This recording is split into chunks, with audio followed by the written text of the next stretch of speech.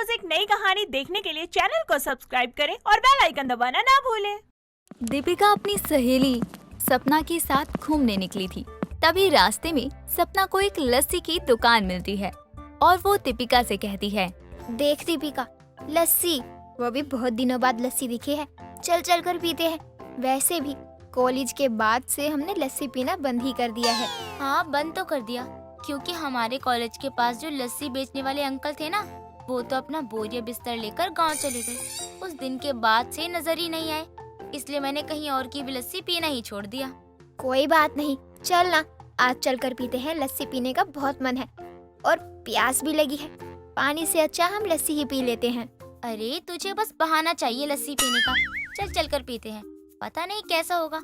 अगर लस्सी अच्छी नहीं लगी ना तो मैं पीने वाली नहीं हूँ, पहले ही बता देती हूँ। अरे मेरी माँ ठीक है, कितने नखरे करती है। पता नहीं जिससे तेरी शादी होगी वो कैसे तुझे झेलेगा। उफ। दोनों सहेली सड़क के किनारे लगी लस्सी वाले के पास लस्सी पीने जाते हैं। जैसे ही दीपिका लस्सी पीती है वो कहती है, अरे वाह, क्या बात है, क्या लस्सी है, पीते ही मजा आ गया। सपना, मैंने तो सोचा ही नहीं था कि इतनी अच्छी लस्सी पिलाएगी यार तू। यार एक गिलास और लस्सी मंगवा दे। क्यों, आ गया ना मजा लस्सी पीकर।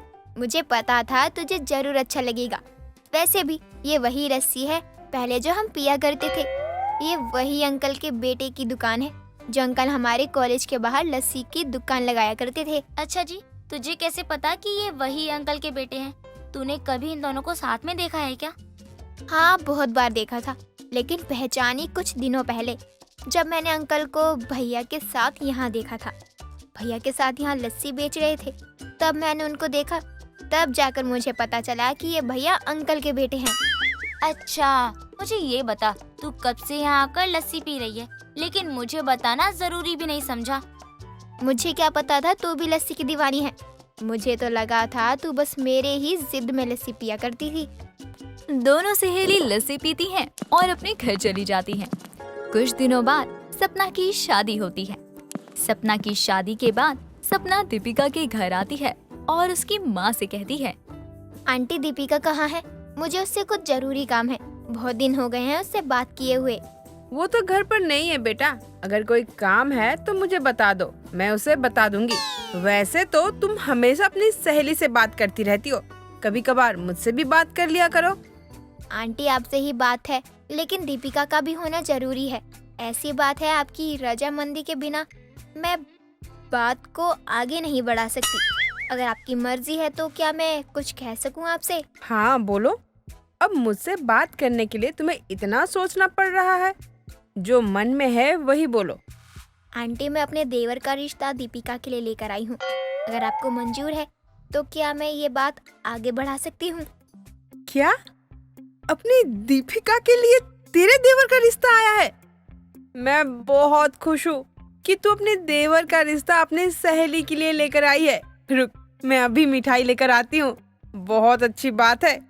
इतना बोलकर विमला रसोई से मिठाई ले आती है। कुछ देर बाद वहाँ दीपिका आ जाती है और सपना को देखकर गले लगा लेती है। दोनों बैठकर बातें करने लगती हैं। तभी सपना कहती है, दीपिका, मैं तुझसे कुछ पूछने आई हूँ, लेकिन सबसे पहले मुझे ये बता, अब तक तू थी कहाँ पर? कब से तेरा इंतजार कर रही हूँ। वो क्या है ना, अब तो तेरी शादी हो गई है, इसलिए मैं अकेले ही लस्सी पीने गई थी। एक अपने नाम का और दूसरा तेरे नाम का। मस्त 2 ग्लास लस्सी पी कर आई हूँ। अगर तुझे भी पीनी है तो चल फिर मेरे साथ दोनों पी कर आते हैं। तभी तो मैं सोचूं तू अब इतना क्यों फैलती जा रही है। अब तो बंद कर दे लस्सी पीना। जितना लस्सी पिएगी उतनी ही मोटी होती जाएगी। अरे छोड़ ना ये सब बातें, और बता कैसा है तेरा ससुराल, वहाँ के लोग। और हाँ, कुछ कहने वाली थी तू, क्या कहना है तुझे? मैं चाहती हूँ कि अब तू शादी कर ले। अब तो तेरी शादी भी हो जानी चाहिए। यार, मैं भी तो तेरी शादी में नाचना गाना धूम मचाना चाहती हूँ। पता नहीं कब वो दिन आएगा। अरे दिन तो कभी भी आ जाए, बस लड़का मिल जाए। लड़की तो कब से हाथ में वरमाला लिए बैठी है, बस लड़के की कमी है। जब लड़का मिलेगा शादी भी हो जाएगी। मैं एक रिश्ता लेकर आई हूँ तेरे लिए। तू कुछ कहे मैं बता दूँ कि वो लड़का मेरा देवर है और वो तुझे बहुत पसंद करता है। क्या तू उससे शादी करना चाहेगी? दीपिका शादी के लिए हाँ कर देती है। कुछ दिनों बाद दीपिका और सुंदर की शादी हो जाती है। ऐसे ही कुछ वक्त गुजर जाता है। एक दिन दीपिका अपने पति सुंदर से कहती है, सुंदर जी, मुझे लस्सी पीने का मन हो रहा है। चलिए ना चलकर बाजार में लस्सी पी कर आते हैं। वो क्या है ना, बहुत दिन हो गए लस्सी पिए हुए। आपको तो पता है ना कि मुझे लस्सी कितनी पसंद है। अच्छा, मुझे तो आपने कभी नहीं बताया। अगर आपने मुझे पहले बता दिया होता तो मैं आपको रोज लस्सी पिलाने के लिए लेके जाता। वो क्या है ना, हमारे ऑफिस के बाहर बहुत अच्छी लस्सी की दुकान है। तो चले वही लस्सी पीने। अगर अच्छा लगा ना तो मेरे लिए वहीं से लस्सी लेते हुए आना। अगर पसंद ना आए तो मैं अपनी फेवरेट लस्सी की दुकान पर ले चलूंगी। आपको वहाँ की लस्सी बहुत पसंद आई।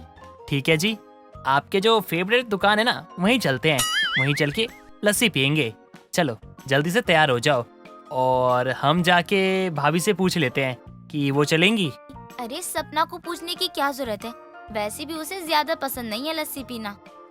अरे कोई बात नहीं जी, हम फिर एक बार पूछ लेते हैं ताकि बाद में वो ये ना कहे कि हमने उनसे नहीं पूछा।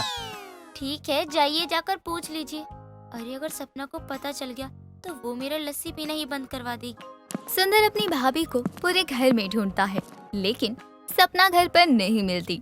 कुछ देर बाद दोनों दीपिका के फेवरेट लस्सी शॉप पर पहुंचते हैं। तभी सुंदर कहता है, आपकी फेवरेट लस्सी की दुकान यही है? हाँ, यही हम रोज लस्सी पीने आया करते थे और मैं और सपना हमेशा कॉलेज के बाद यहाँ लस्सी पिया करते थे। अरे जी, मैं भी आपको यही लाने वाला था। देखो आपकी और मेरी पसंद कितनी मिलती है। ठीक है, अब ना हम आपके लिए ना यहीं से लस्सी लेके आया करेंगे। खुश? हाँ, बहुत ज्यादा खुश हूँ।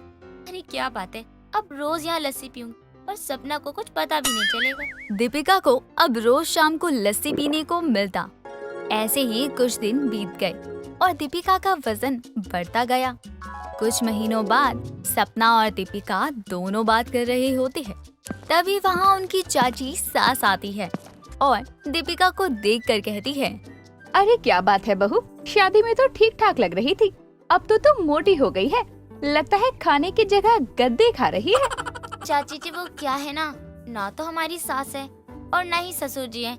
इसीलिए शायद ससुराल का खाना मुझे हजम नहीं होता, इसलिए मैं थोड़ी हेल्दी हो गई हूँ। हेल्थी नहीं बोलते इसे, तुझे मोटी बोलते हैं। क्यों सपना बहू, तुम इसे समझा नहीं सकती क्या कि खाना कम खाया करे? अब मैं क्या कहूँ चाची जी, खाना तो ढंग से खाती नहीं है। जितना भी खाती है, अब क्या ये खाना खाने के लिए भी मना कर दूं? वैसे मोटी तो मुझे भी लगती है, लेकिन इतनी भी नहीं है।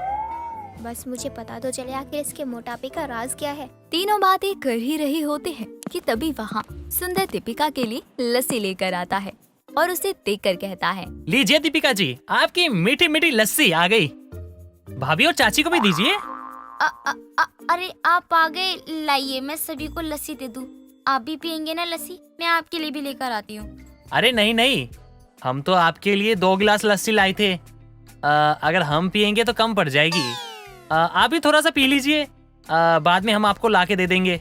देखो बड़ी बहू कैसे मोटी हो रही है। छोटी बहू, अरे लस्सी पी पी कर बहू मोटी हो गई है। लस्सी पीने वाली मोटी बहू है हमारी। हाँ चाची जी, मैं भी देख रही हूँ आखिर पीठ पीछे कैसे लस्सी गटकाई जा रही है। अब मैं तुझसे बात नहीं करूँगी दीपिका। जब तुझे अपनी सेहत का ख्याल ही नहीं रखना तो मैं क्यों बात करूँ दीपिका? तुम्हें पता है ज्यादा लस्सी पीने से सेहत खराब होती है। खैर छोड़ो, आज के बाद तुम मुझसे बात करने की कोशिश भी मत करना। सपना की बात सुनकर दीपिका को बहुत बुरा लगता है और वो तय करती है कि वो पहले जैसा बनकर दिखाएगी, बिल्कुल फिट। ऐसे ही कुछ महीने गुजर गए और अब मोटी बहू पतली हो चुकी थी और लस्सी पीना भी छोड़ चुकी थी। दोस्तों, अगर आपको ये कहानी पसंद आई तो इसे लाइक करें, शेयर करें और कमेंट करके बताएं कि कहानी में आपको सबसे अच्छा क्या लगा।